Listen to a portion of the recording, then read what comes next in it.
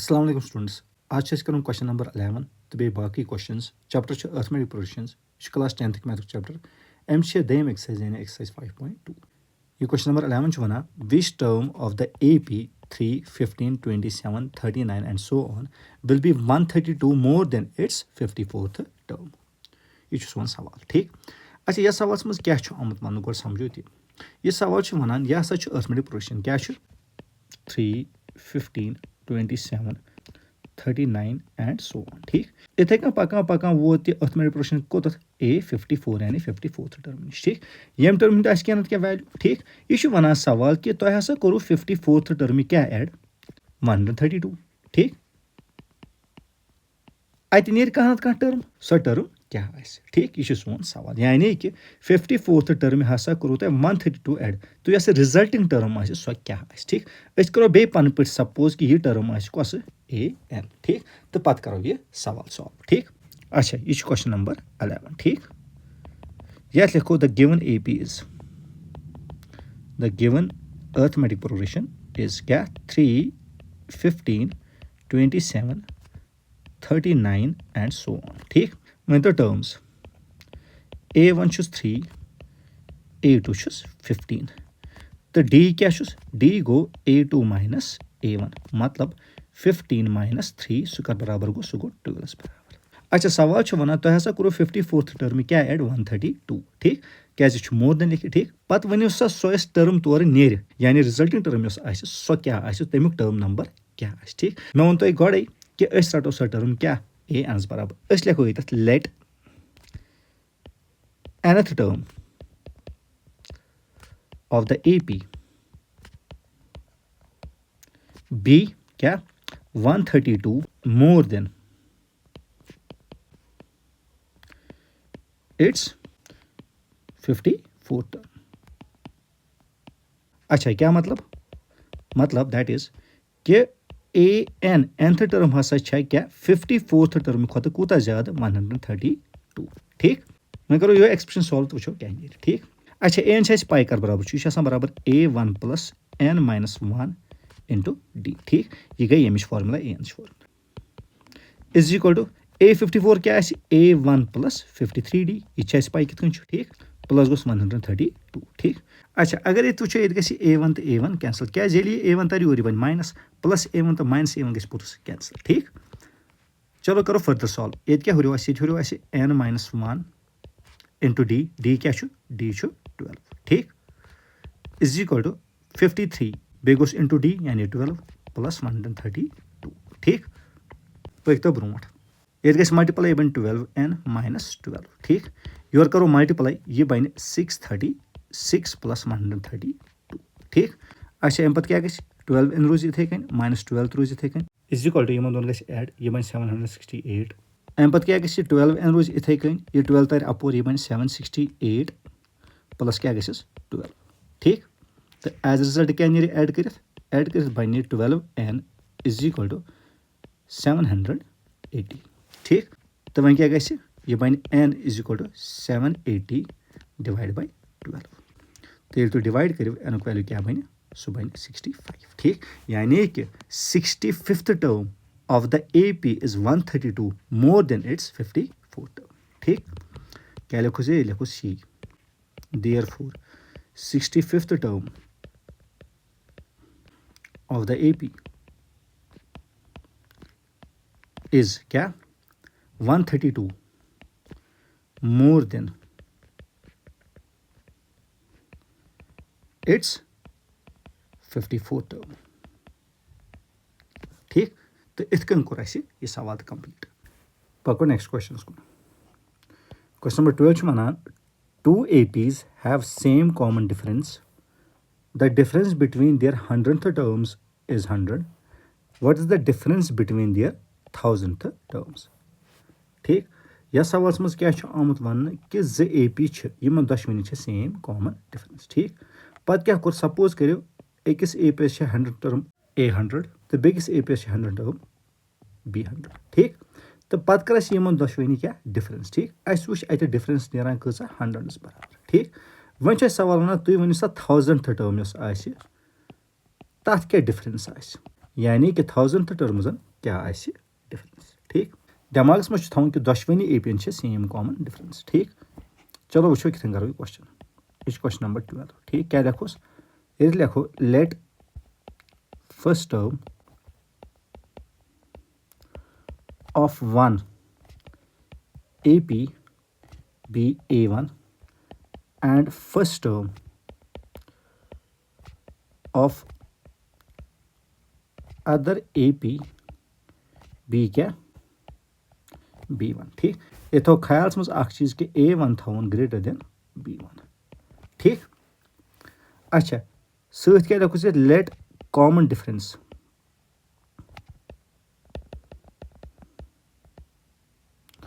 of both the APs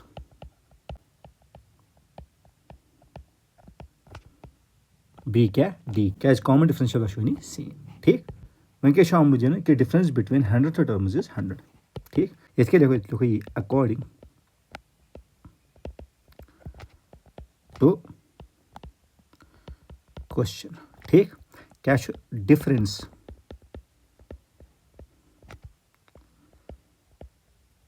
between 100th terms is equal to 100 ठीक सो क्या गो सो गो A100 minus B100 बिल्कुल कत बराबर 100 बराबर ठीक अच्छा अगर वो A100 कत बराबर आस फॉर्मूला सब आस बराबर A1 प्लस 99D ठीक माइनस B100 क्या आस सो आस B1 प्लस 99D डी थवन सेम क्या common difference same is equal to 100 ठीक चलो करो सॉल्व ये बन A1 plus 99D minus B1 plus minus गो माइनस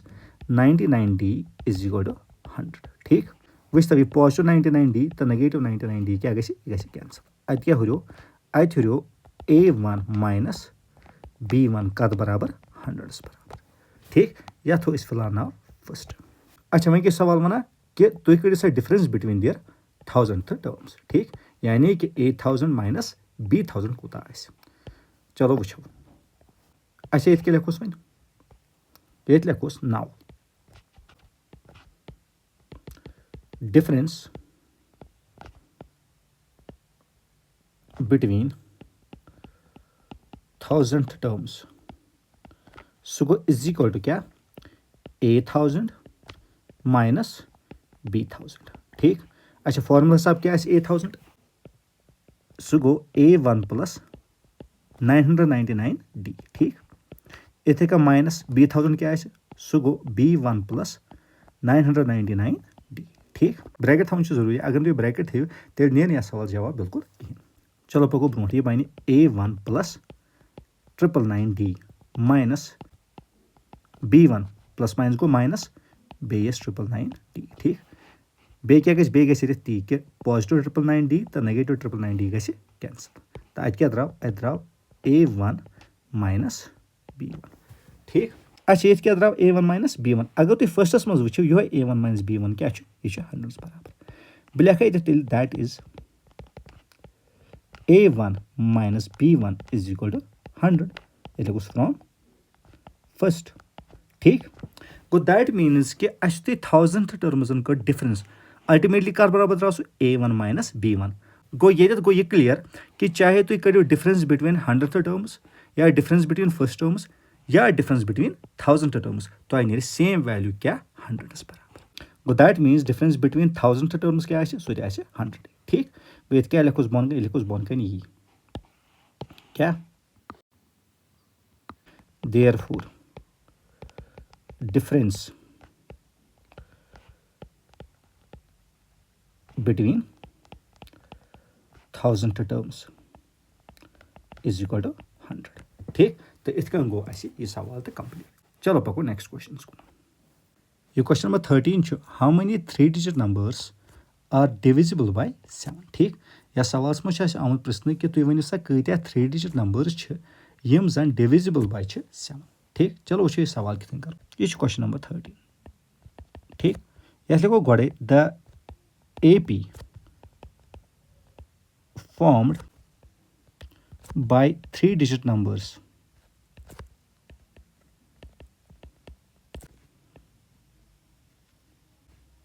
divisible by 7 is ठीक गो गोड़ा छे मज असे अर्थमेटिक प्रोग्रेशन बनाउन तुथ कि तथ मज गसन सन तिम टर्म्स यम सारे 3 डिजिट नंबर्स आसन तो बे क्या आसन डिविजिबल बाय 7 अच्छा गोनु 3 डिजिट नंबर कुछ सु 100 अगर तु डिवाइड करियो 7 सत आत गसन डिवाइड 7 सत की इथे अगर 101 करियो आत गसन डिवाइड 7 सत की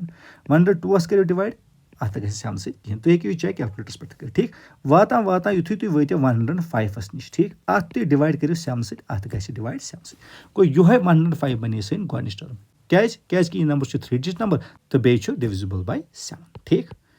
तो वह क्या बने तेल सन गोनिश टर्म बने ये 105 अम पे क्या करो अम पे करो 7 7 ऐड तो तम तो पाने डिविजिबल बाय 7 गो इथे क्या बने टर्म क्या 112 अम पे टर्म क्या बने सो बने 119 इथे क्या बने अम पे टर्म 126 एंड सो ऑन ठीक मगर तो लास्ट टर्म कड़ी जरूरी तेली नेम सवाल जवाब अच्छा युस जन लार्जेस्ट 3 डिजिट नंबर क्या 999 अगर तुम डिवाइड करो 7 सत अगर गसन डिवाइड 7 सत कहें अम होर अगर खसो सह बन 4 डिजिट नंबर ठीक इसलिए अमे बोन कुन वसन ठीक इथे अगर तुम 998 करो डिवाइड तथ गि कहें 997 करो डिवाइड तथ गि कहें वाता वाता वोतु तुम 994 ठीक यह गि डिवाइड कि 7 सत गो यह बने सन लास्ट टर्म ठीक क्या बने सन लास्ट टर्म 994 बे वन बह ती 3 डिजिट नंबर तो बे डिविजिबल बाय 7 ठीक तो वह क्या बने तेल टर्म्स ये लिखो हेयर A1 कूता 105 A2 कूता सो 112 ठीक तो अम हिसाब क्या बन डिफरेंस सो बन A2 माइनस A1 मतलब 112 माइनस 105 सो नीर ऑब्वियसली 7 क्या 7 7 ऐड कोर्मुत तो ये क्या बनो ये बनो AN ठीक ये लिखोस and AN is equal to 994 ठीक अच्छा वह पे कत्या 3 डिजिट नंबर डिविजिबल बाय 7 अस करो कम यम कत्या नंबर्स आसन यम रटो कर बराबर एनस बराबर ठीक ये लिखो ये क्या let number of 3 digit numbers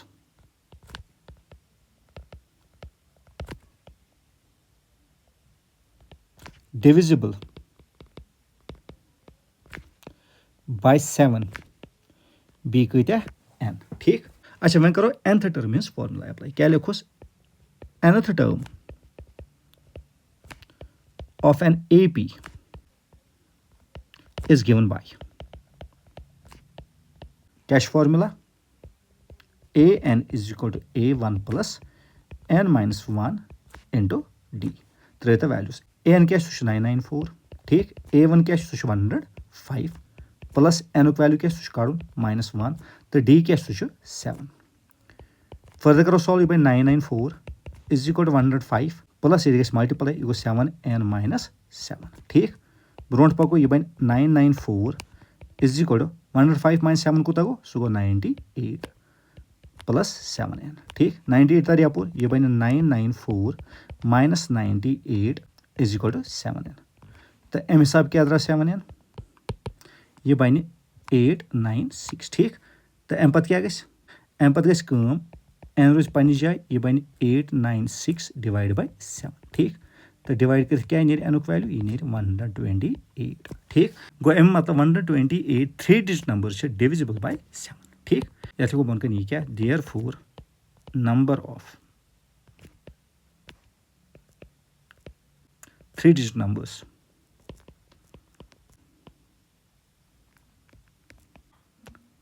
divisible by 7 is equal to n is equal to 128 तो इत कन गो ये सवाल तो complete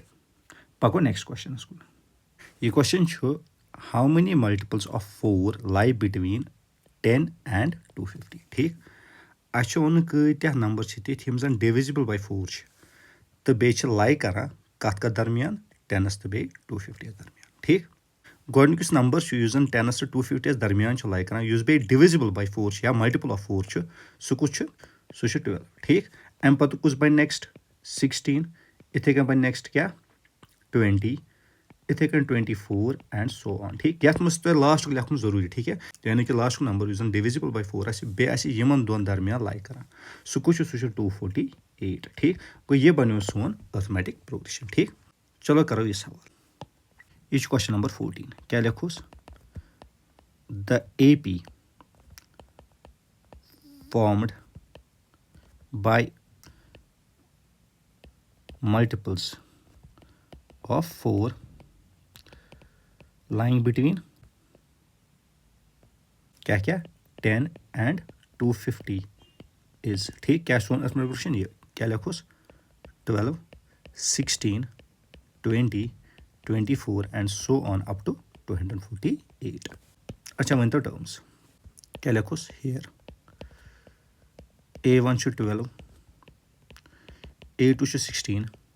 d go a2 minus a1 मतलब 16 minus 12 so go equal to 4 ठीक अच्छा ये छ पाई क्या an को 248 ठीक अच्छा पाई कई नंबर क्या तो अस लिखो सह बराबर n बराबर ठीक क्या लिखो let n be the number of multiples of 4 lying between क्या 10 and 250 ठीक मैं कुछ फार्मूला करो अप्लाई मैं करो nth टर्म वाइजन फार्मूला अप्लाई क्या लिखोस nth term of an AP is given by ठीक क्या formula an is equal to a1 plus n minus 1 into d ठीक अच्छा an क्या सह 248 ठीक a1 क्या सह 12 प्लस n काड़न -1 तो d वैल्यू 4 करो solve 248 is equal to 12 plus 4 into n go 4n minus 4 into 1 go 4 ठीक 248 is equal to 12 minus 4 go 8 plus 4n ठीक ब्रोट पको ये क्या बन ये बन 248 ये 8 तर यपोर ठीक तो क्या बन -8 ठीक इज इक्वल टू 4n तो अम मतलब गो 4n कर बराबर बन 248 minus 8 गो 240 ठीक तो यह गो n is equal to 240 divide by 4 ठीक ये गस कैंसलेशन 4 1 जार 4 60 जार ठीक तो क्या द्राव n एज अ रिजल्ट 60 ठीक गो कत्या मल्टीपल्स 60 ठीक क्या लिखोस ये लिखोस लास्टस यी therefore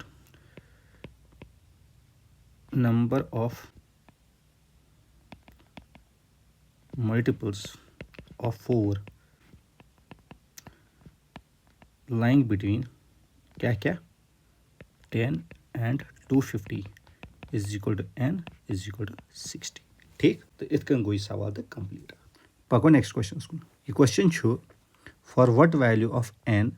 are the nth term of the two APs 63 65 67 and so on and 3 10 17 and so on equal ठीक ये आम ज अर्थमेटिक प्रोग्रेशंस दिन ठीक यम डिफरेंट अर्थमेटिक प्रोग्रेशंस मगर दशवनी मज तिस टर्म जो इक्वल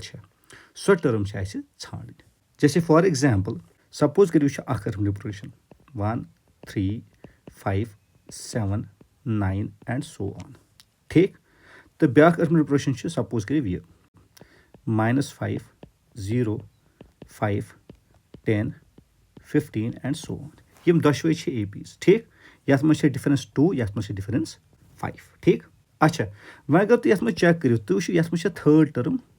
इक्वल हालांकि दशवे डिफरेंट APs बट अख टर्म दशवनी मज सेम या वनिव इक्वल ठीक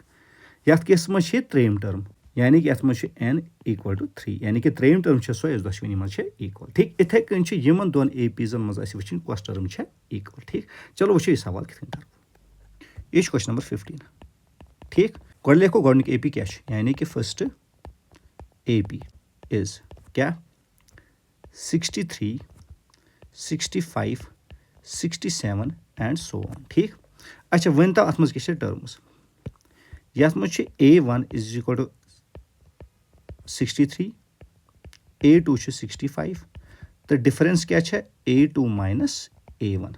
मतलब 65 माइनस 63 सह कूता गो सह गो 2 बराबर ठीक अच्छा इथे कन लिखो वो सेकंड AP इज क्या 3 10 17 एंड सो ऑन ठीक अच्छा यथ मज टर्म्स क्या या थो गो टर्म नाव B1 ताकि कन्फ्यूजन गो B1 is equal to 3 B2 is equal to 10 ठीक अच्छा यथ मज थ डिफरेंस D मगर यथ लिखित D1 ठीक इथे कन रट यथ डिफरेंस D2 ताकि गस मिक्सअप क्या अच्छा D2 क्या बन सह बन B2 माइनस B1 सह क्या गो सह गो 10 माइनस 3 सह कूता गो सह गो 7 बराबर ठीक अच्छा वह करो कम सपोज करो दोशवनी हज nth टर्म सेम ठीक क्या लिखोस ये लिखोस late nth term of both the APs be क्या equal ठीक अच्छा क्या मतलब अगर अस वो गोच AP nth term सह क्या बन सह बन AN तो अगर दम AP वो nth term सह क्या बन सह बन PN अस को सपोज कि यम दोशवे टर्म्स आसन इक्वल ठीक क्या लिखो ये लिखो that is AN is equal to BN तो वह क्या करो क्या दोशवन हज nth टर्म रट इक्वल सपोज करो अस द्राव n वैल्यू 10 दैट मीन्स यह बन क्या 10th term of both the APs is equal तो इत करो सवाल ठीक चलो करो ब्रोह सॉल्व अच्छा वन तो AN क्या बन AN फार्मूला क्या AN खतर बन फार्मूला क्या A1 plus n minus 1 into D1 ठीक तो BN खतर क्या बन B1 plus n minus 1 into D2 ठीक अच्छा n थवन सेम क्या अच्छा सोई टर्म ठान इक्वल इसलिए हेको न n1 तो n2 लिखित कह ठीक अच्छा वन तब A1 क्या सह 63 प्लस गोस n माइनस 1 क्या n कड़न D1 क्या सह 2 ठीक इथे कन B1 क्या सह 3 प्लस n माइनस 1 तो D2 क्या सह 7 ठीक चलो ये करो सॉल्व ये बन 63 प्लस 2n माइनस 2 ठीक इथे क्या बन 3 प्लस 7n माइनस 7 यह कोर मल्टीप्लाई या 2 n तो या 2 बे 1 ठीक इथे गो राइट साइड मज 7 n सत इंटू तो 7 1 सत इंटू ठीक अच्छा ये क्या गि 2n रोज इथे कन ठीक 63 माइनस 2 कूता गो सह गो 61 गो प्लस 61 ठीक इथे क्या राइट साइड 7n रोज इथे कन ठीक 3 माइनस 7 कूता गो सह गो -4 ठीक फर्दर करो सॉल्व क्या गि लाइक टर्म्स करो अलग 2n 7n तर यपोर यह बन -7n इज इक्वल टू -4 61 तर अपोर यह बन -61 या -61 यमन करो सबट्रैक्ट -5n तो यह बन -65 ठीक साइन गस कैंसल तो अत क्या द्राव अत नेर n इज इक्वल टू 65/5 ठीक ये गस कैंसलेशन 5 1 जार 5 13 जार तो अमु मतलब क्या द्राव n वैल्यू 13 गो अस आव ये समझ कि 13th टर्म दोशवनी APs सेम क्या लिखोस therefore 13th term of both the APs is equal तो इत गो यह सवाल तो कंप्लीट उम्मीद कर पूरे वीडियो में समझ लाइक शेयर तो सब्सक्राइब कर तो शुक्रिया तुहद पूरे वीडियो खतर खुदा हाफिज।